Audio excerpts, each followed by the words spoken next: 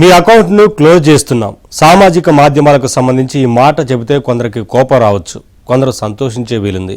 ఇప్పుడు మలేషియాలో అదే జరగబోతోంది. 16 ఏళ్లలోపు పిల్లలు సోషల్ మీడియా వాడకుండా ఆ దేశం బ్యాన్ విధించబోతోంది. ఆస్ట్రేలియా ఇప్పటికే ఆ దిశగా అడుగులు వేసింది. మరి భారత్లో సోషల్ మీడియా నుంచి పిల్లలను కాపాడే వీలుందా? అవకాశాలు ఏమిటో ఒకసారి చూద్దాం.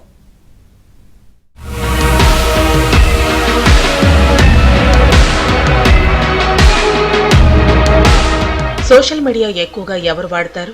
పిల్లల, పెద్దల అనేది ఒక చర్చనీయాంశం. గంటల తరబడి సోషల్ మీడియాలోనే ఉంటూ పిల్లలు శారీరకంగా, మానసికంగా దెబ్బతింటున్నారనేది మాత్రం నిజం. అందుకే ఇన్నాళ్ల తర్వాత కొన్ని దేశాలు మొద్దు నిద్ర నుంచి బయటపడి పిల్లలు సోషల్ మీడియాకు బానిసలు కాకుండా అడ్డుకునే ప్రయత్నాలు చేస్తున్నాయి. నిషేధం సక్రమంగా అమలైతే అంతకంటే శుభపరిణామం ఏముంటుంది? స్మార్ట్ ఫోన్ చేతిలో ఉండి గంటల తరబడి అడ్డమైన సైట్లు చూస్తుంటే పిల్లల్లో మానసిక వికాసం ఎలా సాధ్యం? బుర్ర పనిచేయక పిచ్చి పిచ్చి ఆలోచనలు వచ్చి వాళ్లు దారి తప్పే అవకాశం ఉంది. ఇదే పరిస్థితి కొనసాగితే చిన్నారుల భవిష్యత్తుపై తీవ్ర ప్రభావం పడుతుందని ఆయా దేశాలు ఆందోళన వ్యక్తం చేస్తున్నాయి. 16 ఏళ్లలోపు పిల్లలు సోషల్ మీడియా వాడకుండా ఆస్ట్రేలియా ప్రభుత్వం ఆ దేశ చట్టసభల్లో ఇటీవల ఓ బిల్లును ఆమోదించింది. కొత్త నిబంధన డిసెంబర్ 10 నుంచి అమల్లోకి రాబోతోంది. ఫేస్బుక్, ఇన్స్టాగ్రామ్, టిక్టాక్ తో సహా సోషల్ మీడియా ప్లాట్ఫామ్లు వచ్చే డిసెంబర్ 10 నుండి 16 సంవత్సరాల కంటే తక్కువ వయసు ఉన్న ఖాతాదారులను తొలగించాల్సి ఉంటుంది, లేదా భారీ జరిమానాలను విధించేలా అక్కడి ప్రభుత్వం చట్టం తీసుకొచ్చింది. ఆస్ట్రేలియా చూపిన బాటలోనే మరో దేశం మలేషియా నడవబోతోంది. సామాజిక మాధ్యమాలపై పరిమితులు విధించడంలో ఆస్ట్రేలియా సహా ఇతర దేశాలు ఎలా వ్యవహరిస్తున్నాయో తమ ప్రభుత్వం పరిశీలిస్తోందని మలేషియా కమ్యూనికేషన్ మంత్రి ఫాహ్మీ ఫడ్జిల్ తెలిపారు. వచ్చే ఏడాది నాటికి సోషల్ మీడియా ఖాతాలను 16 ఏళ్లలోపు వారు తెరవకుండా నిషేధించాలని మలేషియా భావిస్తోంది. ప్రభుత్వ చర్యలకు మద్దతిచ్చే విధంగా తల్లిదండ్రులు తమ పాత్రను పోషించాలని కూడా ప్రభుత్వం పిలుపునిచ్చింది.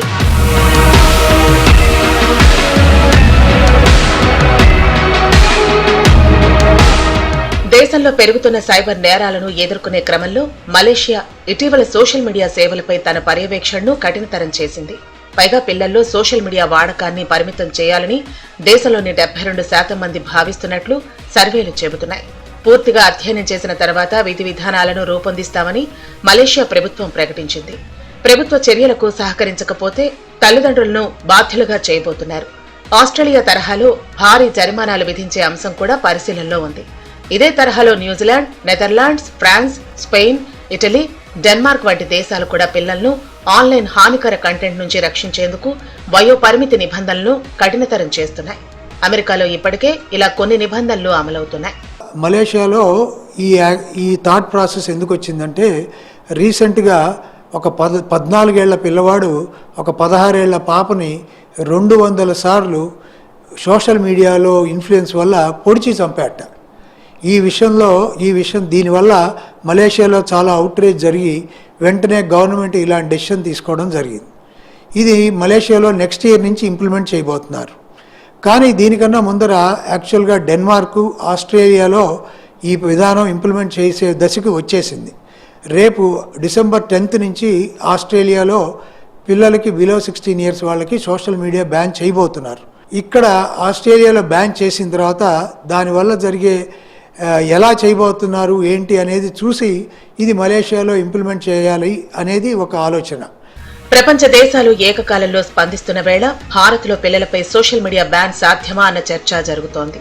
మీ అకౌంట్లు క్లోజ్ చేస్తున్నాం, అప్రమత్తం అవ్వండి అంటూ సోషల్ మీడియా ప్లాట్ఫారంలు మైనర్లకు నోటిఫికేషన్లు పంపడం వీలవుతుందా అన్నది చర్చనీయాంశం. డిజిటల్ నిపుణులు మాత్రం నిషేధం అంత సులభం కాదని చెబుతున్నారు. ఇంత పెద్ద దేశంలో అది అసాధ్యమని వాదిస్తున్నారు. దేశంలో 25 కోట్ల మంది మైనర్లు సామాజిక మాధ్యమాలను వాడుతున్న తరుణంలో నిఘా వ్యవస్థ అంత పటిష్టంగా ఏమీ లేదని వివరిస్తున్నారు. భారతదేశంలో డిజిటల్ మానిటరింగ్ బలహీనంగా ఉందని, సోషల్ మీడియా వాడకాన్ని ఆరోగ్యకరంగా ప్రోత్సహించడం మంచిదని సూచిస్తున్నారు. పిల్లల మానసిక ఆరోగ్యంపై ప్రతికూల ప్రభావం ఉన్నప్పటికీ పూర్తిగా నిషేధం కంటే నియంత్రణ, అవగాహన ముఖ్యమని నిపుణులు భావిస్తున్నారు.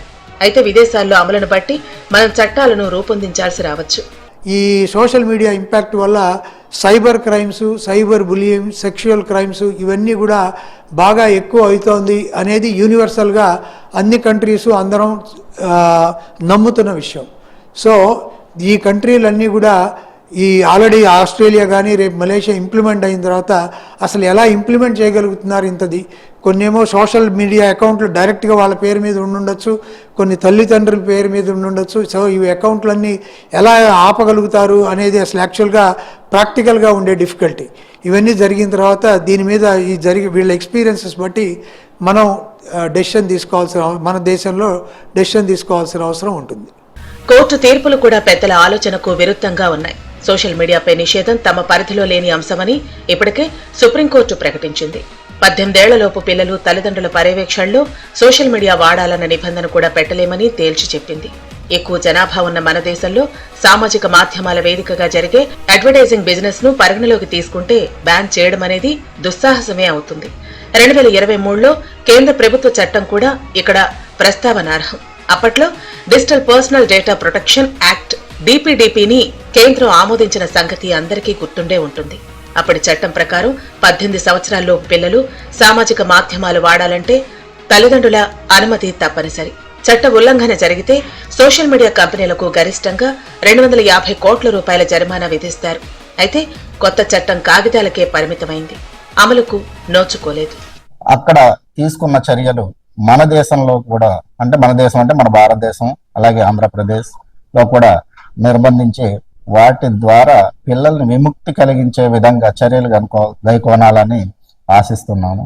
కాబట్టి ప్రతి ఒక్క పెద్దలు కావచ్చు, చిన్నలు కావచ్చు, అలాగే తల్లిదండ్రులు కావచ్చు, రాజకీయ నాయకులు కావచ్చు, ఎవరైనా కానీ దీన్ని దృష్టిలో పెట్టుకొని పిల్లల చెడు ప్రభావం నుంచి తప్పించే ధోరణి కలగాలని ఆశిస్తున్నాము.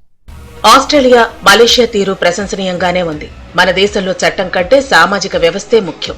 పిల్లలు చెడిపోకుండా ఉండాలంటే తల్లిదండ్రుల్లో చిత్తశుద్ధి ఉండాలి.